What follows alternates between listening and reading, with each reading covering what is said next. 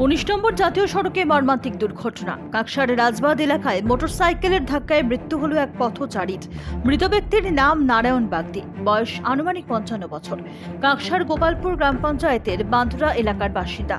প্রত্যক্ষদর্শীদের দাবি, দুর্গাপুর দিক থেকে আসা একটি মোটর সাইকেল পানাগড়ের দিকে যাচ্ছিল। সেই সময় কাকসার বাঁধরা এলাকার এক ব্যক্তি পায়ে হেঁটে 19 নম্বর জাতীয় সড়ক পার হতে গিয়ে বাইকের ধাক্কা লাগে। ঘটনাস্থলে প্রাণ হারান তিনি। তার দেহ ময়নাতদন্তের জন্য নিয়ে যাওয়া হয় দুর্গাপুর মহকুমা হাসপাতালে। গুরুতর আহত হন মোটরসাইকেল আরোহী। তাকে স্থানীয় একটি মেডিকেল কলেজ হাসপাতালে ভর্তি করা হয়েছে। দুর্ঘটনার খবর পেয়ে কাকসা থানার পুলিশ এবং ট্রাফিক পুলিশ ঘটনাস্থলে পৌঁছে পরিস্থিতি নিয়ন্ত্রণে আনে।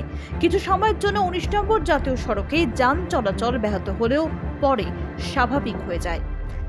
বাইকওয়ালা ওর রুটে আসছিল, আর ওই ভদ্রলোক উনি হ্যান্ডিক্যাপ, উনি পার হচ্ছিলেন রাস্তা পার হতে ওনার সঙ্গে অ্যাক্সিডেন্ট হয়ে যায়। ওই বাইকওয়ালা হেলমেট পরেছিলেন, আর আগে গিয়ে ও উল্টি পড়ে যায়। তারপরে এখানে উনি সঙ্গে সঙ্গে মনে হয় ডেথ হয়ে যায়। যিনি হ্যান্ডিক্যাপ ছিলেন, যিনি রাস্তা ক্রস করছিলেন, আর বাইকওয়ালা মানকর বাড়ি।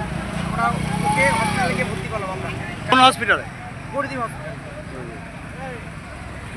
আর এটা সম্ভবত বাঁধরা বাড়ি। ওনার ফ্যামিলিকে খবর দেওয়ার জন্য নিয়ে এসেছেন।